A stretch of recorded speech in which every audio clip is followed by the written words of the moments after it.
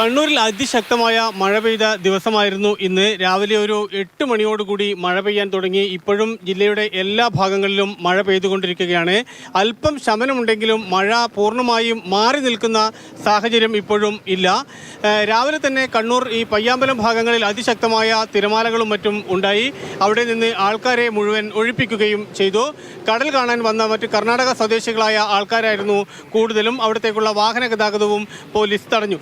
അതിനിടയിലാണ് ഒരു 9 മണിയോടുകൂടി നമ്മളിപ്പോൾ നിൽക്കുന്ന ഈ സ്ഥലത്ത് പഴയ കെട്ടിടം ഇടിഞ്ഞു വീണത്. കെട്ടിടത്തിൻ്റെ മേൽക്കൂര ഉൾപ്പെടെ ഇടിഞ്ഞു വീണു. 2 ഭിത്തികൾ പൂർണ്ണമായും തകർന്ന് അതിൻ്റെ കല്ലും മറ്റ് അവശിഷ്ടങ്ങളെല്ലാം തന്നെ ഈ റോഡിൽ പതിക്കുകയും ചെയ്തു.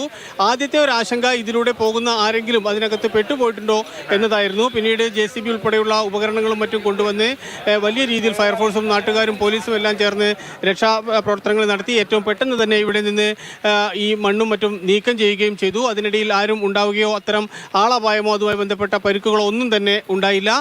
ഈ സർവീസ് സെൻറ്റർ നടത്തുന്ന ഒരു ഭാഗമാണ് ഇത്. വാഹനങ്ങളുടെ അതിൻ്റെ ഭാഗമാണ് ഈ ഭാഗമാണ് ഇടിഞ്ഞു വീണത്.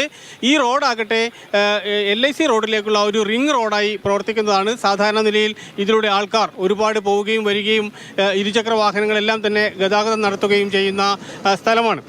മറ്റൊരു പ്രധാനപ്പെട്ട പ്രശ്നമുണ്ടായത് കണ്ണൂർ നഗരത്തിലെ താഴ്ന്ന ഭാഗങ്ങളിലാണ്. വെല്ലാട് റോഡ് ഉൾപ്പെടെയുള്ള പ്രദേശങ്ങളിലെല്ലാം തന്നെ കടകളിലും മറ്റും വെള്ളം കയറി, ഓടകൾ നിറഞ്ഞു കവിഞ്ഞു. കടകളിലേക്ക് വെള്ളം കയറുന്നത് തടയുന്നതിന് വേണ്ടി ചാക്കും ബോർഡുകളും ഒക്കെ വെച്ച് തള്ളിപ്പിടിച്ച് നിൽക്കുന്ന സാഹചര്യം വരെ അല്ലെങ്കിൽ നിൽക്കുന്ന കാഴ്ച വരെ നമുക്ക് കാണാനിടയായി. അത്രമാത്രം വെള്ളക്കെട്ട് ഈ വെല്ലാട് റോഡ് പരിസരങ്ങളിൽ രാവിലത്തെ ഒരു മഴയിൽ തന്നെ ഉണ്ടായി. ജില്ലയുടെ മലയോര മേഖലകളിലുമെല്ലാം തന്നെ മഴ ശക്തമായി പെയ്യുന്നുണ്ട്. തീരദേശ മേഖലകളിലുമെല്ലാം തന്നെ മഴ അതിശക്തമായി പെയ്തു തുടങ്ങിയിട്ടുണ്ട്.